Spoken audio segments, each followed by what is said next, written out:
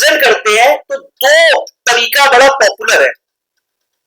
पहला तरीका है रोस्टर या टैबुलर फॉर्म। रोस्टर या टैबुलर फॉर्म में क्या होता है बेसिकली कि आप ब्रेसेस यूज करते हैं, ये कर्ली ब्रैकेट यूज करेंगे आप, ठीक, और इसमें एलिमेंट्स को आप सेपरेट कर देंगे कॉमा से, जैसे हमने अभी वहां पे यूज किया था ए ई आई ओ यू, तो बेसिकली वही है, ये रोस्टर या टैबुलर फॉर्म में है, ये 2 4 6। अच्छा, इसमें एक बात ध्यान देने वाली बात यह है कि इसमें एलिमेंट्स का रेपिटेशन नहीं होना चाहिए, और यदि एलिमेंट्स का आप रेपिटेशन कर देंगे तो वो काउंटिंग में नहीं आएगा, ठीक, एलिमेंट्स का रेपिटेशन नहीं होना चाहिए, और यदि हमने कर भी दिया ना तो उससे कोई फर्क नहीं पड़ेगा सेट पर। जैसे एग्जांपल हमने यहां पे एक सेट लिख दिया बी, और इसमें एलिमेंट आ गए 2 3 5 7 2 9 3, तो इसमें देखो ये आपका 2 फिर से रिपीट हुआ है और 3 आपका फिर से रिपीट हुआ है, तो जब आप ये देखोगे number of elements in set B तो कितने काउंट होंगे, हर एलिमेंट एक ही बार काउंट होगा, तो इसमें 5 एलिमेंट हैं, भले ही 2 और 3 दो बार लिखा गया है ना, वो इसको गलती भी नहीं माना जाएगा, लेकिन इसको ये भी नहीं कहा जाएगा जब काउंटिंग आगे फर्दर सेट्स में हम आगे इसको यूज करते हैं तो वो महत्व तो नहीं रखेगा। ये बात क्लियर हो गई, ये बात समझ में आ गया।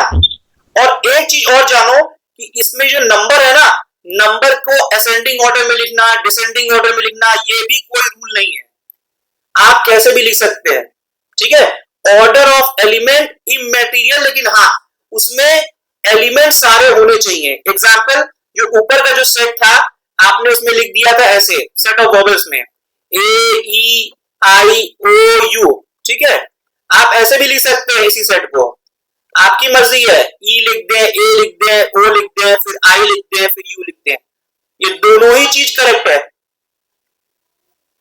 ये बात क्लियर हो गई, कॉन्सेप्ट क्लियर हो गया। अब इसके बाद हम लोग ये देखेंगे ऑर्डर ऑफ एलिमेंट इमैटेरियल है, number of element should be finite.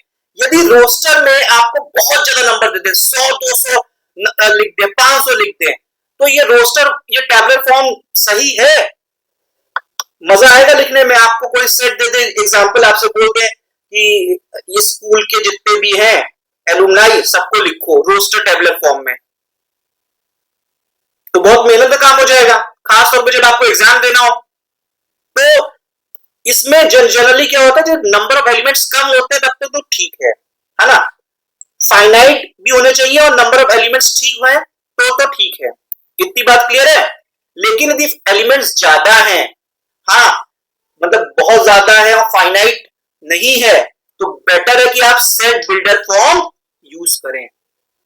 Example set of natural number, set of natural number में आप लिख सकते हो उसमें पूरी कहानी, होल नंबर में लिख सकते हो, इंटीजर में लिख पाओगे नहीं, लिख पाओगे कभी भी, तो उस केस में सेट बिल्डर फॉर्म बहुत अच्छा है। इसमें आप क्या करते हैं, आप बताते हैं कि जो भी एलिमेंट्स है सेट के वो लोग एक कोई सिंगल प्रॉपर्टी को प्रोसेस करते हैं। ये बात क्लियर हो गई,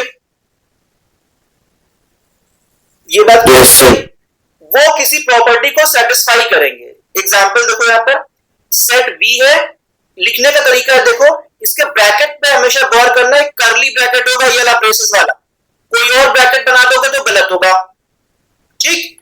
उन्होंने पहले लिखा एक्स, एक्स एक बेसिकली वेरिएबल है, फिर लगाते हैं यहां पर कोलन, उसके बाद रूल लिखते हैं, x is a vowel in English alphabet. तो ये रूल एक भी हो सकता है, कॉम्बिनेशन ऑफ रूल्स भी हो सकते हैं। यहां पर कोलन लगा करके जो आप लोग रूल लिखते हो, एक हो सकते हैं, 2 हो सकते हैं, 5 हो सकते हैं, कितने भी हो सकते हैं। ये बात क्लियर हो गई, कोई जरूरी नहीं है कि एक रूल हो। आप यहां पर ये रूल बेसिकली क्या है, ये रूल बेसिकली कंडीशन है। क्या है, कंडीशन, ये कंडीशन फुलफिल करेगा कोई एलिमेंट तभी इस सेट का हिस्सा बनेगा। ये बात क्लियर हो गई। एग्जाम्पल ये है कि भाई स्कूल पिकनिक पे ले जा रहा है, तो पहली कंडीशन ये है कि भैया स्कूल में पढ़ना चाहिए, दूसरी कंडीशन ये है कि वो लोग पैसा देंगे। तीसरी कंडीशन ये है कोई बच्चा बीमार नहीं होना चाहिए। चौथी कंडीशन हो सकती है वो पेरेंट्स से नो ऑब्जेक्शन की परमिशन लेकर के आएगा। तो 4 कंडीशन यदि फुलफिल होगी तो पिकनिक वाले सेट जो पिकनिक जा रहा है टीम ग्रुप वो उसमें आएगा। ठीक है, उसके बाद ये बात आई कि भैया कौन बच्चे पिकनिक गए उनका सेट बताओ, तो भाई ये 4 कंडीशन जिसने फुलफिल की है वही जाएगा। तो ये बात क्लियर हुई। ये बात ये बेसिकली सारी कंडीशन फुलफिल होगी तभी वो सेट का हिस्सा हुआ। तो यहाँ पे कहने का मतलब कॉन्सेप्ट यहाँ पे ये है, कई लोग ये सोचते हैं कि एक ही कंडीशन है, नहीं, कितनी भी कंडीशन हो सकती है। आप जब हायर मैथमेटिक्स में जाएंगे तो यहाँ पर इनफाइनाइट कंडीशन हो सकती है, एन नंबर ऑफ कंडीशंस हो सकती हैं। ठीक है, तो आपने ये देख लिया यहाँ पे करली ब्रैकेट होता है। ठीक, इसके बाद आपने ये लिखा x का मतलब होता है द सेट ऑफ ऑल, और ये x बेसिकली वेरिएबल है। ये कोलन है, कोलन का मतलब होता है सच दैट, और ये बेसिकली आपकी कंडीशन है। ये बात क्लियर हो गई। तो सेट को डिनोट करने के 2 मेथड आपको क्लियर हो गए। कौन कौन से 2 मेथड है? कौन कौन से 2 मेथड है जिससे आप सेट को रिप्रेजेंट करते हैं? एक रोस्टर फॉर्म, दूसरा सेट क्या है? कलेक्शन ऑफ एलिमेंट्स है। एलिमेंट्स कैसे? जो एक रूल को फॉलो करते हैं तब आएंगे, और वो एलिमेंट्स वेल डिफाइंड होते हैं। इनको ऑब्जेक्ट कहते हैं, object of set, element of set, members of set. Set को जनरली डिनोट करते हैं हम लोग कैपिटल लेटर से, एलिमेंट्स को स्मॉल लेटर से। ये belongs to, does not belongs to का साइन है। ये बेसिकली यूज होता है सेट और उसके एलिमेंट के बीच में। जैसे A बिलोंग्स टू A है, ये ऊपर वाले सेट में set of vowels in English language, और यहाँ पे B does not belongs to A, ये वाला सेट A की बात करते हैं। ठीक है, तो ये हमेशा मेंबर जो होगा या एलिमेंट या ऑब्जेक्ट होगा तो इस तरफ लिखा जाएगा, सेट इस तरफ लिखा जाएगा। उलट दोगे तो खेल खत्म हो जाएगा। ठीक है, अब इसके बाद ये वाला जो साइन है ये बेसिकली होता है सबसेट ऑफ। इसका मतलब क्या होता है कि इस W के सेट में सारे एलिमेंट हैं जो N में है। N में जितने भी एलिमेंट है वो W में है, लेकिन एक कम से कम अधिक है, एक कम से कम अधिक है। ठीक है, और यदि इस वाले सेट में हमने कहा कि A is not a subset of A, मान लो यहाँ पे A तो वही है आपका AEIOU, और B आपका मान लो ये है 1 2 3, ये तो बात बनी नहीं।